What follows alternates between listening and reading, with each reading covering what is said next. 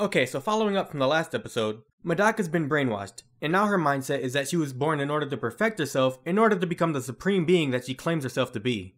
Wait, haven't I heard this before? Anyway, Medaka decides to join the Flash plan, but the rest of the student council won't allow it. You know what's coming next, the friendship speech. Holy shit. I totally forgot about this part happening. Yeah, so Medaka learned Mie Kanajo's weighted words, which makes sense because the way she was talking earlier made it seem as if she had his ego too. Then we find out that even though Medaka's been brainwashed, she still has all of her memories. They're just a bit hazy due to the drug Naze gave her in episode 8. So the only thing that's changed really is her personality. Zenkichi then breaks free from the weighted words, and then takes on Medaka. And I gotta say, Gainax handled this fight perfectly. Did someone just say perfect or a variation of the word? Wow. Hey So, what's going on? Did you come to help me with my review? No. In 10 days, I will be holding a world martial arts tournament, and I'm much too busy and much too perfect to be helping you with your mediocre review. Whoa, hold it. This is SttuDio.P, home of the Naruto and Bleach anime. We embrace mediocrity. Anyway, it's like I said earlier. The drug Naze gave her in episode 8 caused Medaka to lose her memories temporarily. So while being bound to a straitjacket and fighting against Zenkichi with just her legs, Medaka starts to chronologically remember her childhood, and when she remembers everything, she'll officially be 100%. In other words, she's close to becoming perfect. Didn't you leave? So during the fight, we get a flashback of Medaka's past through her own perspective.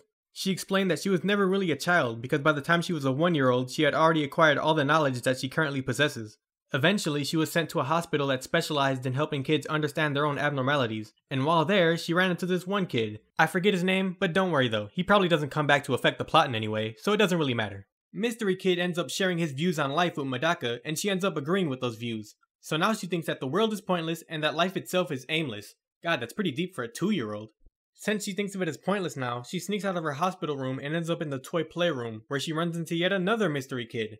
She solves a couple puzzles for him, and he gets really excited, but Medaka's emo now, so she doesn't see the big deal. And this is when we find out that the mystery boy was none other than Zenkichi. The writers really threw us a curveball with that one, right guys?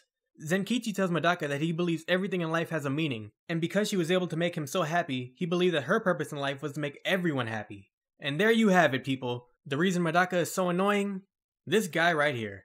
Okay, so now the flashback's over, and Medaka has all her memories back, and she's completely stopped dodging Zenkichi's attacks. Now is when we get the friendship speech and Medaka goes back to normal.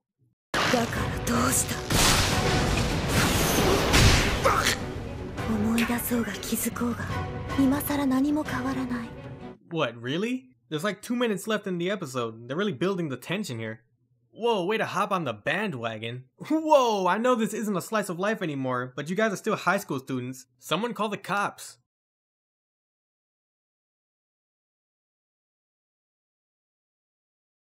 During the fight, we find out that Medaka can master any abnormality that she sees. So considering the fact that she can use Mie Kanajo's weighted words, she should also be able to use his brainwashing powers, even on herself. Theoretically anyway. Zenkichi stops her though, because he thinks her getting hurt isn't worth her getting her personality back. Medaka then subconsciously activated Yukahashi's abnormality, which allowed her to read Zenkichi's mind, and completely empathize with his emotions, which in turn brought her old personality back. Huh? What's that? Her being able to use Yukahashi's abnormality is a plot hole because she never actually saw it?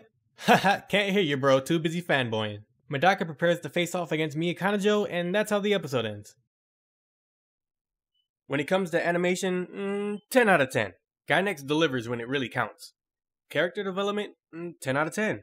Up to this point, Medaka's been given a lot of indirect characterization. We've learned about her through the eyes of other characters like Zenkichi or Kikaijima, but in this episode, we finally got a flashback of her life from her own point of view. And it's not like the flashback came out of nowhere, she was literally remembering it for the first time, so it didn't feel forced. And the flashback itself was sad as hell.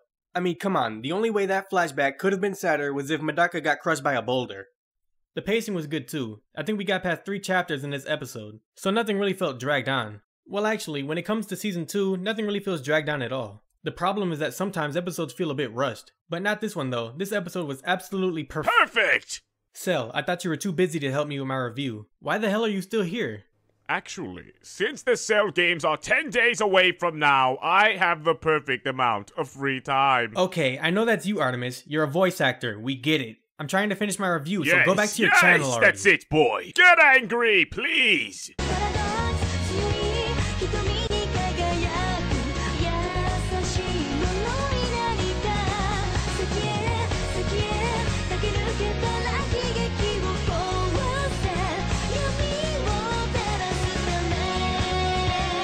Once I absorb Medaka Kurokami, I will achieve perfection beyond perfection, and then all of you will be touched by my perfect body.